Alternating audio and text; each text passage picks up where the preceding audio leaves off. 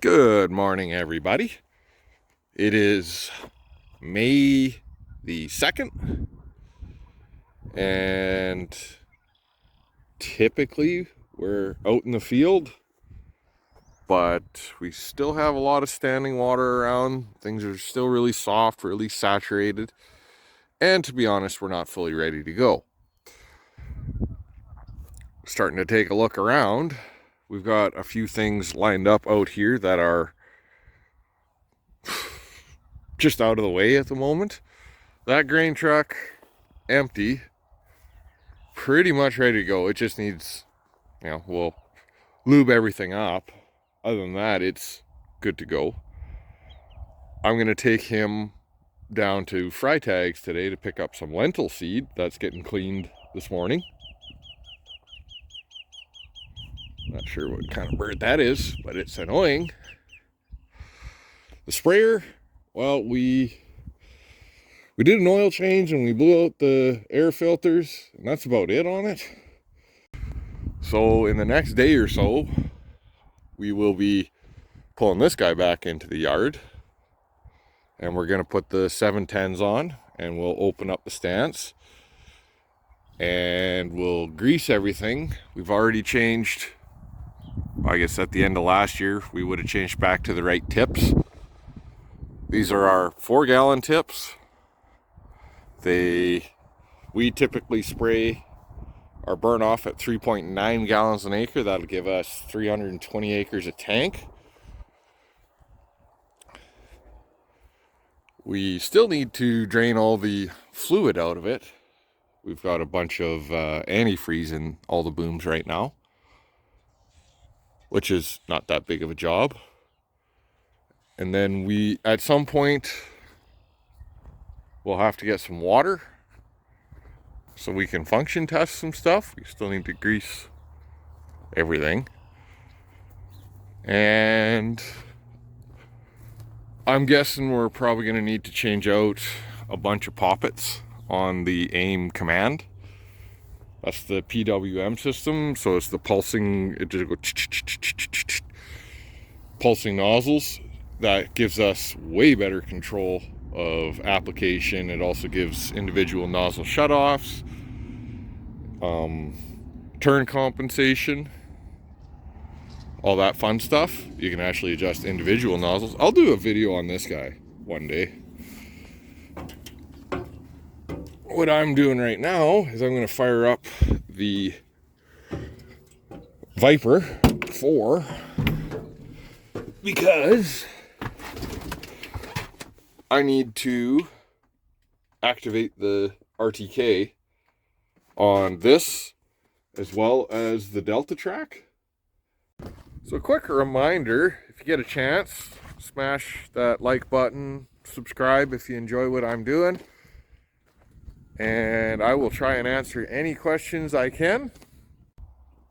So as you can see, the yard is still very, very soft. In fact, water's dribbling out right there, still working its way across. There's still snow patches in the field here and there, but down south it rained a fair bit more than we got snow during that last storm. We are hopeful that we can get going down south first. We were expecting to get going up north first. The land up here is a little bit heavier, but it also draws a lot of moisture from the hills. So if it's, depending on the year, sometimes usually we get going down south first, but it's better if we get going up north first. As far as readiness goes, I'm going to say we're probably we got to be close to 90% on the seeder. Still a handful of little odd jobs, a hose replacement, well, here, but we're actually hoping that we've got enough, we should have enough that we can just cut it kind of here and slip it up onto get some fresh stuff there. They always seem to go right where the steel meets the hose because there's some turbulence there. God, that wind's cold this morning. The new tires are done. I'm gonna actually right away, I'm gonna work on the, where is it? The ground or implement switch in there. We are going to unfold this wing and we're going to adjust our depths. We did it on this one. We just put it slightly deeper. Last year we noticed a lot of the times it seemed we were just deep enough. And we were chalking it up to these tires were slightly different, slightly bigger than these are Borgo semi-pneumatics, than the Seedhawk OEMs. And we had the fully pneumatic ones before, so they had a little more squish to them as well. So we found these were riding a little bit high. I think we got away with it, but we're going to go a hair deeper to start, especially because we're going to be in the peas, or probably actually lentils to start, but it's only one field of lentils.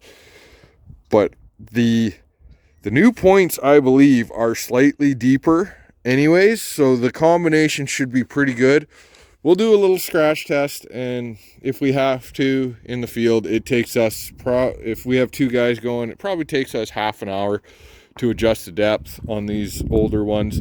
All that you got to do is pull the pin and turn this until you get a hole. And yeah, that's not that bad to do in field. We have a leaky fitting in there, which is more than likely just they have an O-ring inside. It's not a really fun job to do, but it's not really hard either. And then we'll have to grease everything. We usually leave greasing till the bitter end. So we'll grease every single axle here, all of the hubs. I guess technically these are hubs or stubs, whatever you want to call them. The casters, the wing fold sections. Oh, that wind sucks this morning. Well, our plan today is pretty much to be done this guy, to be honest. So we got to put our tail cover on. I have 2 new guards, this and that. I had planned on putting a new guard on both sides of that, but somehow they got the wrong ones. And I had that one new last year because it was literally falling off. So we'll get all those in place. We will test run this guy. Typically we have to give that guy a whack and lift and pry and beat and swear to get that guy unseized a bit, just so that she moves around a lot better. And we'll make sure all of our meters are turning. That's about it. Oh, we'll check when we go and grease the wheels. We'll check all of our mud scrapers. I know there was one that was loose, and one might need a new bearing because it felt a little sloppy and grindy. Otherwise, I'm thinking today or tomorrow, this guy should be good. We're definitely going to be running late this year. Typically, we like to be started on the 1st of May. Well, today's the 2nd. And we're definitely not going out today, nor are we tomorrow or the next. There's a slight chance by weekend we might, especially down south. One of the big problems is that road bans are still on. So if we have to, there's going to be, carry bare minimum in the grain trucks, which makes for very poor logistics.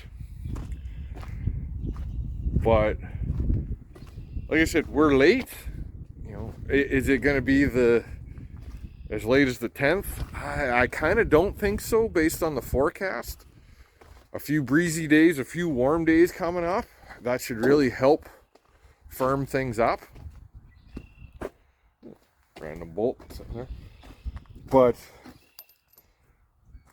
in 2020, we started on the 8th, I want to say.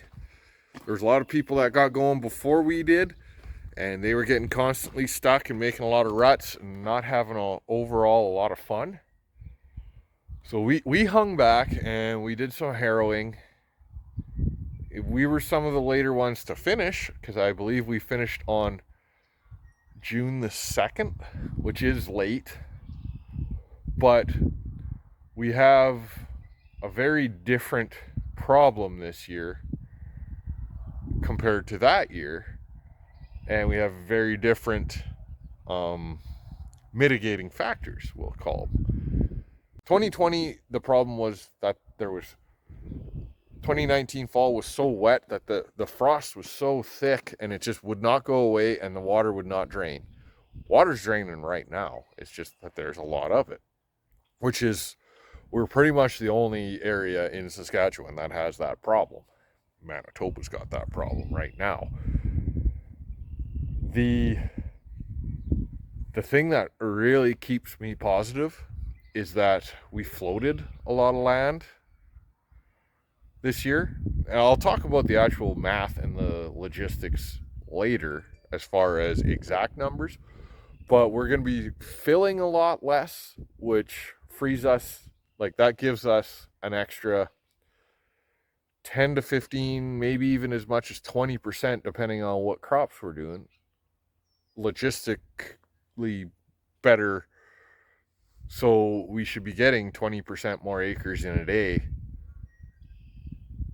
at the same, like our typical day, we plan for 16 to 18 hours. We're likely going to go 24 hours this year.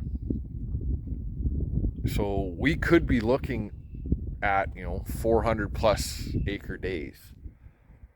We don't have a ton of filling to do, so all of our cereals are floated, all of our canola land is floated, and we don't put very much fertilizer down with the pulses, only about 65 pounds of phos. So that really does free another guy up logistically, which means I can likely spray a little bit. Like if you give me 4 hours of spraying, I can easily do 400 acres, easily. So that is really beneficial. And then we keep the cedar going, maybe go take a good nap and go grab the night shift or whatever happens. So I'm not really stressed about it. Oh, look, a cat. We don't own any cats out here. Hi. What you doing? Meow, you sound friendly. Let's go see. It's coming to me. Hey, kitty, kitty, kitty. Hey, kitty, kitty, kitty. Hey. Hey, come here.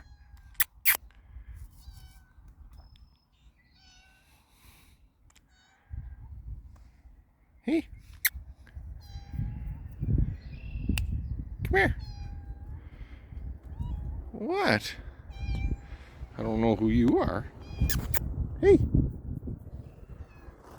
Don't go into my truck. Well, friendly enough. It's actually about how we like our farm cats. You're noisy though. Probably hungry.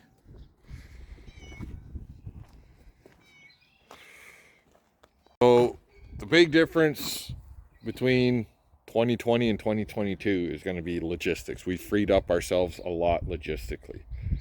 Yeah, once we get going, we're going to be going hard. The forecast, although not terribly warm, they're not calling for much precipitation, which is actually good for us right now, not for a lot of other people. So yesterday we got done changing out all of the new fertilizer knives, or shanks. We did the seed ones, the offset seed ones, I don't know, probably a week ago. They weren't that bad of a job because they have the steel drop tube. These guys have this rubber tube, and you can't get a really good straight angle to push them in. And if you don't get them in deep enough, like that guy's in nice and deep, They end up wearing through the side. So again, we've switched. This is a full Dutch system. I don't have a new Seed Hawk one. This one's pretty close to new. Want to stack them up side by side.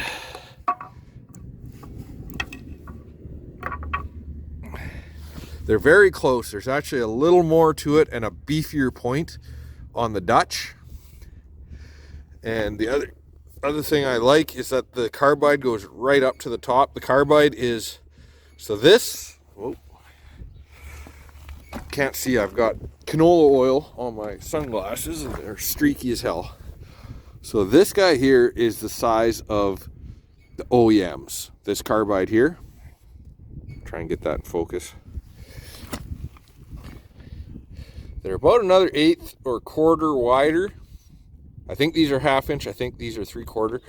But the tips are way beefier. And there's a little more to them. So we're hoping they do a much better job. I'm pretty sure they will. The newer ones, I believe they have a steel drop tube and a knock-in pin like up here. So it makes for changing them a lot easier. But like I said, that one is pretty much, we'll call it new as far as dimensions go. It's thin there, but some of these are definitely usable. Some are not. So that one, that's where they get really razor thin. You actually, so thin that you can't see the point, but they are sharp. And that would cut something. So that's what most of them get to, and it has worn into the carbide a bit on that one. If we stack them up side by side, probably close to 3/8 of an inch. And I did see one right over there. This is a common problem over here, where this guy likely ran in the path of the tractor tracks.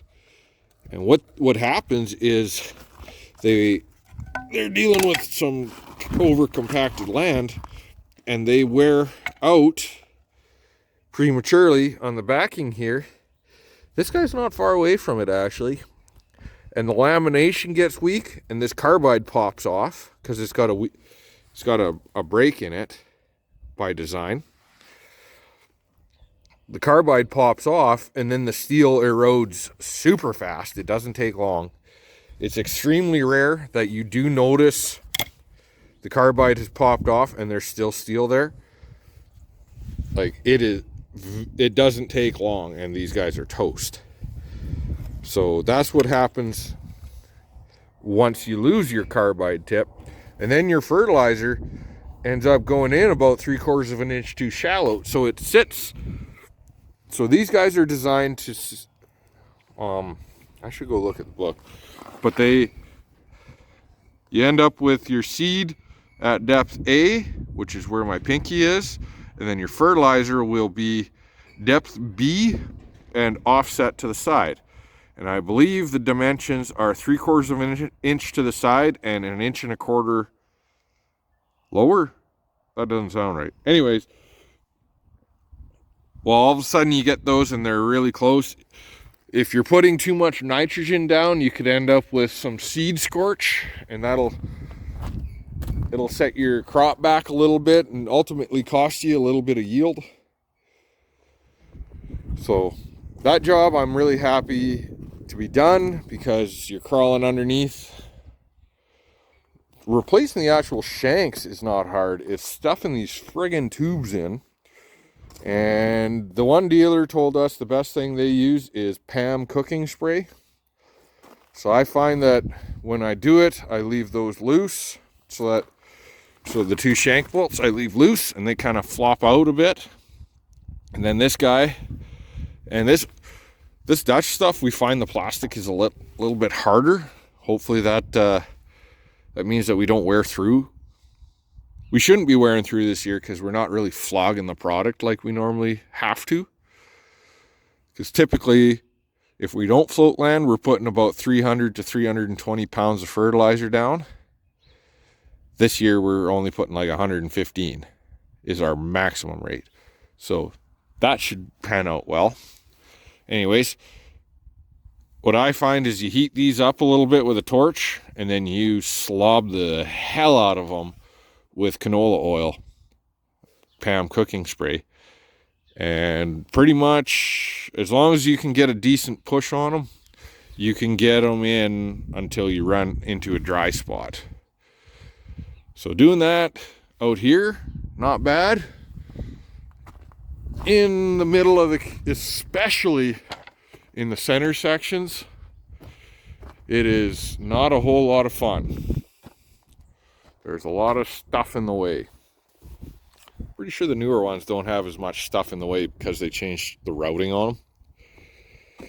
That's the problem for later Devin to decipher. We'll probably be going to look at some drills here and after seeding. Get this guy sent away and have a new one coming, hopefully.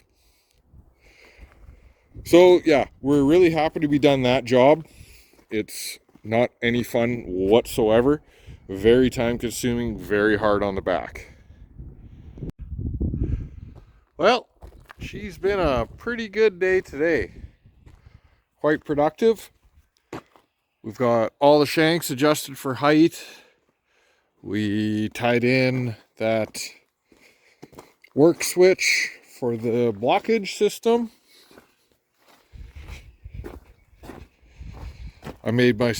It sat there nice. We changed out the bolt. We were just concerned that sometimes the shanks really snap up, especially the last couple to pick up. So we were worried that magnet might kind of work itself out of place. So I made a bracket and we bolted her in hard. Not really any adjustment to it, but I'm pretty sure it's in the right spot. Also, Dad changed out a few hoses. We found a couple leaks in here. This is just where the cart hydraulics connect to the toolbar. I think it might have just dripped there, but you can see the middle one on the bottom. It's got a slow drip as well. So we're going to change that tomorrow. We got the conveyor out. Surprisingly, I guess it would have been this one. It's not seized. It moves really well. Having said that, I do remember greasing the living hell out of it at the end of last year, just because we were putting it away. So tomorrow we'll unfold this. We'll make sure the tracking's right. Fans ran. I'm in the middle of redoing this guy, and it was holding shape, and then I dropped it on the ground and it just fell apart. So she's toast, which is fine. I have a new one for it. And then we always end up, these guys, the nut or bolts shear off, and it's not actually that bad of a job to fix it. You just put these little pop nuts in, and there is a tool for them that threads in, and then it's kind of like a rivet. But really all you need to do is run a bolt in it and just squeeze on the back, if you can get on the back. And then you just hit it with the impact a little bit and they swell like a rivet. You can see right there. Now, having said that, we were supposed to get new guards for this piece, and we still might. I might make a trip up to Vaderstad one of these mornings. Problem is that to do these, I would need a proper pop nut tool, because I can't get on the back side of them. So humming and hawing about that, because I have zero faith that those guys will come out in one piece. Other than that, we still have a few odds and ends to do, but and I need to switch the settings over for the recon system to a different iPad. Really not a lot left to do. We should be done tomorrow, as long as I don't have to. I'll check with Vaterstad if they have those parts, or I'll check with Young's and they'll check with Vaterstad, and then I'll just go straight to Vaterstad because it's about 15 kilometers closer than Young's is. And I would guess tomorrow we'll get done this at some point, and we will likely put tires on the sprayer, would be my guess.